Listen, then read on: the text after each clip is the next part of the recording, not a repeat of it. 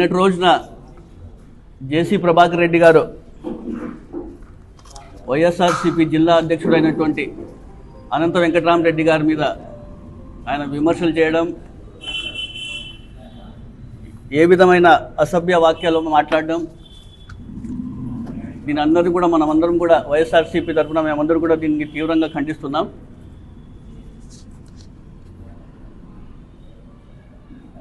అన్న ప్రభాకర్ రెడ్డి గారన్న, మీ భాష ఏమి? అనంత వెంకటరామరెడ్డి గారు ఏం మాట్లాడినారు? ప్రజల సమస్యలు ఏమున్నాయి? ప్రభుత్వ వైఫల్యాల్ని ప్రభుత్వ దృష్టికి తీసుకెళ్తుంటే మీరు ఎవరు మాట్లాడకూడదు,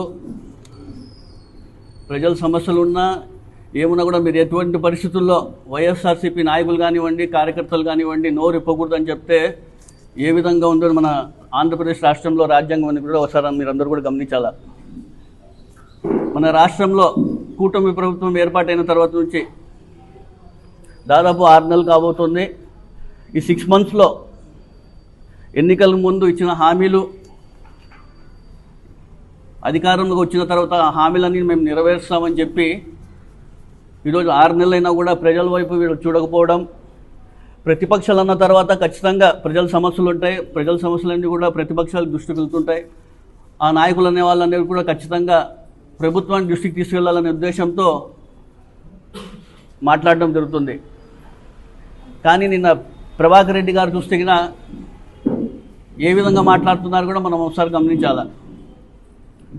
అరే ఉరే అనుకుంటా అసలు మేము భారత రాజ్యాంగం పాటిస్తున్నామా లేకపోతే రెడ్ బుక్ రాజ్యాంగం ఇక్కడ నడుస్తుంది కూడా ఒకసారి గమనించాలా. అన్న ప్రభాకర్ రెడ్డి అన్న గారు, నేను చాలా చిన్నోడు మీకన్నా. ఇది తాడిపత్రి కాదన్నా, ఇది అనంతపురం. ఇది మీరు చెప్పే మాటలు ఎప్పుడో మీ కాలంలో ఉంటాయి. ఎట్లా అంటే అట్లా మాట్లాడితే మీ కాలంలో విని ఊరికే ఉండే పరిస్థితులు ఉంటాయి. ఇక్కడ మేము నీతి నిజాయితీగా ఉన్నాం. ప్రజల సమస్యలు ఏమున్నాయో అవి మీకు ప్రభుత్వ దృష్టికి తీసుకెళ్తున్నామే తప్ప మీరు నోటికి వచ్చినట్లు మాట్లాడితే మేమైతే ఊరికే ఉండే పరిస్థితులు అని కూడా మీ అందరికీ తెలియజేస్తున్నాను. అదేవిధంగా అనంత వెంకటరామరెడ్డి గారి గురించి అనేక విమర్శలు చేశారు. 4 సార్లు ఎంపీగా, ఒకసారి ఎమ్మెల్యేగా, గత 50 సంవత్సరాలుగా వారి ఫ్యామిలీ రాజకీయ పొలిటికల్ ఫ్యామిలీగా ఉండే విషయం కూడా మా అందరికీ తెలుసే. ఈరోజు తాడిపత్రిలో ఏ విధంగా మీరు ప్రతిసారి అధికారంలో వస్తున్నారు కూడా ప్రతి ఒక్కరికి కూడా తెలుసు. ప్రజల్ని భయోభ్రాంతాలు చేసి అధికారంలో వస్తున్న విషయం కూడా అందరికీ తెలుసు. అదేవిధంగా అనంత వెంకటరామరెడ్డి గారిని చూసుకుంటే గత 50 సంవత్సరాలుగా వాళ్ళ కుటుంబం ఏ విధంగా ప్రజలకి సేవలు చేసుకుంటా, ఎక్కడ అక్రమాలు లేకుండా, దౌర్జన్యాలు లేకుండా నీతి నిజాయితీగా ఉండే విషయం కూడా జిల్లాలో కాదు, ఉమ్మడి జిల్లాలో కాదు, రాష్ట్రంలో ఎవరిని అడిగినా కూడా చెప్తారనే విషయాన్ని కూడా మీ అందరికీ తెలియజేస్తున్నాను. ఏం మాట్లాడినారైనా కేవలం రైతులు ఇబ్బంది పడుతున్నారు, కరువు ప్రాంతం ఇది, ఇన్సూరెన్స్ గురించి కానివ్వండి, ప్రతి ఒక్కటి ప్రజల యొక్క సమస్య ప్రభుత్వ దృష్టికి తీసుకెళ్తే మీరు ఏదో దాని గురించి సమాధానం ఇవ్వకుండా వ్యక్తిగతంగా మాట్లాడడం ఇది ఎంతవరకు సమంజసం కూడా మీ అందరికీ తెలియజేస్తున్నాను. ఈరోజు అనంతపురం వైఎస్ఆర్సీపీ అధ్యక్షుడు అనంత వెంకటరామరెడ్డి గారు ఇన్నేళ్ళు పొలిటికల్ కెరీర్లో ఉన్నారంటే ఆయన ఎంపీగా ఉన్నప్పుడు హంద్రీనివా ప్రాజెక్ట్ తీసుకురావడం కానివ్వండి, రైతుల సంక్షేమం కోసం, అభ్యున్నతి కోసం ఆయన కృషి చేసిన విషయం కానివ్వండి, ఈరోజు అనంతపురం నగరానికి నీళ్ళు వస్తున్నాయంటే కూడా ఆయన కృషి అని మీ అందరికీ తెలుస్తున్నాను. గత 5 yearsలో ఆయన ఎమ్మెల్యేగా ఉన్నప్పుడు 1000 కోట్ల రూపాయలతో అభివృద్ధి కార్యక్రమాలు చేసినారంటే కూడా గత 30-40 సంవత్సరాలు జరిగిన అభివృద్ధి కేవలం ఒక 5 సంవత్సరాలు చేసి చూపించిన ఘనత కూడా అనంత వెంకటరామరెడ్డి గారిని మీ అందరూ తెలియజేస్తున్నాడు. అదేవిధంగా ఈరోజు అతనిపైన అవినీతి చేశారు, అక్రమాలు చేశారు, దౌర్జన్యాలు చేస్తున్నారని చెప్పి అనంత వెంకటరామరెడ్డి గారిపైన మీరు మాట్లాడుతున్నారు. అలా చిన్న పిల్లోని అడిగినట్టు చెప్తారు. ప్రభాకర్ రెడ్డి గారి పైన అఫీషియల్గానే 100 కేసులు ఉంటాయి. పోలీస్ రికార్డ్స్లో చూసుకుంటే 100 కేసుల పైన ఉంటాయి.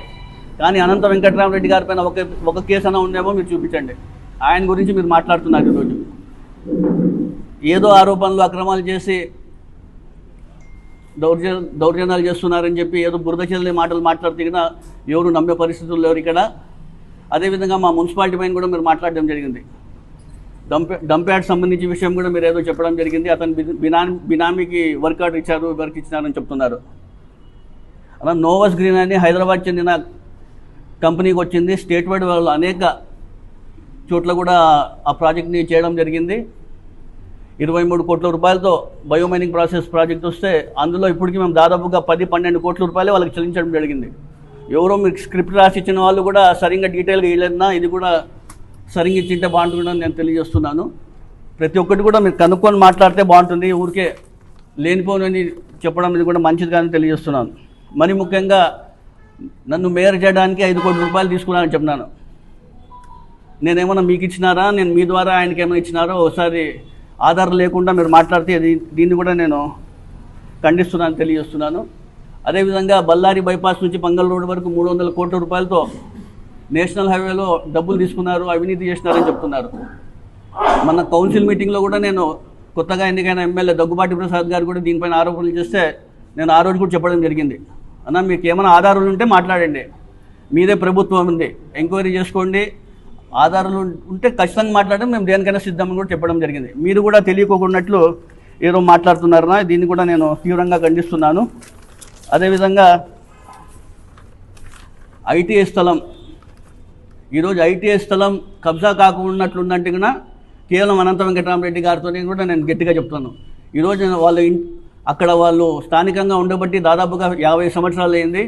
ఈరోజు ఒక్కటి కూడా ఏ ఒక్కరు కూడా అక్కడ ఎవరు కబ్జా కాకున్నట్లు ఉన్నారంటే కన్నా ఎవరు వచ్చినా కూడా వెంటనే పోలీసు వాళ్ళని పంపించి అదేందో కబ్జాకి గురవుతోంది దాన్ని చూడండి అని చెప్పి ఆపిన వ్యక్తి కూడా ఎవరు ఉంటే అనంత వెంకటరామరెడ్డి గారు. మీరు చూస్తే ఆయన కబ్జా చేస్తారని చెప్పడం జరుగుతుంది. అనేక విషయాలు నేను మాట్లాడకూడదనా, మీరు మాట్లాడే తీరైతే మాకు నచ్చలేదు. ఏది పడితే నోటికి అలా మాట్లాడుతున్నారు పెద్దవాళ్ళు. మీరు అనవసరంగా ఎలా పడితే అలా మాట్లాడుతూ కూడా మేము ఊరికే ఉండే పరిస్థితులు లేదు. ఏమైనా మాట్లాడుతున్నామంటే సబ్జెక్ట్ మాట్లాడుతున్నాం, మీరు మాట్లాడడానికి సమాధానం ఏంటి? మీరు వ్యక్తిగతంగా వచ్చి నోటికి వచ్చినట్లు మాట్లాడితే మేము వినే పరిస్థితుల్లో నేను కూడా మీ అందరికీ తెలియజేస్తున్నాను.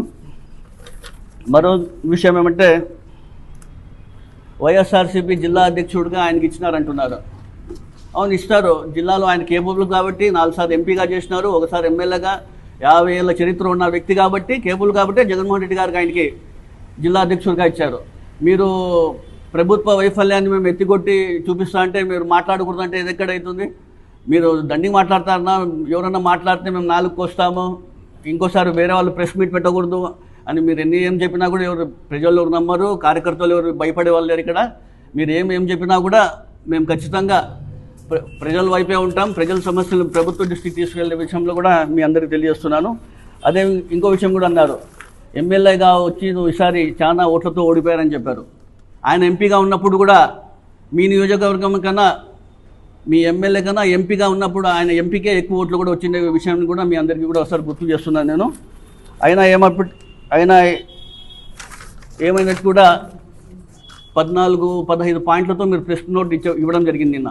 ఇవే డంప్ యార్డ్ సంబంధించి కానివ్వండి, ఐటీఐ విషయం కానివ్వండి, అనేక విషయాలు మీరు 1400-1500 పాయింట్లతో ప్రెస్ నోట్ ఇచ్చినా కూడా ఉమ్మడి జిల్లాలో కానివ్వండి, రాష్ట్రంలో కూడా ప్రజలు ఎవరు నమ్మరు. ఎవరు ఎలాంటి వాళ్ళని కూడా ప్రతి ఒక్కరికి తెలుసు. ప్రజలు ఏ విధంగా ఉన్నారు, అనంత వెంకటరామరెడ్డి గారి ఏ రకమైన మనిషి, ఆయన స్వార్థం ఎలా, ఆయన ఏ విధంగా ఉంటాడు, ఏ విధంగా బిహేవ్ చేస్తారని ప్రతి ఒక్కరికి తెలుసు. మీరు దాని గురించి ఎక్కువ ఇది చేయాల్సిన అవసరం లేదన్నా. నేను ఒకటే చెప్పగలుచుకుంటున్నాను, మీ మాట తీరు మాకు నిజంగా చాలా బాగా అనిపించడం లేదు. దయచేసి మరోసారి మాట్లాడే ముందు మీరు చూసి మాట్లాడేందుకు తెలియజేస్తున్నాను.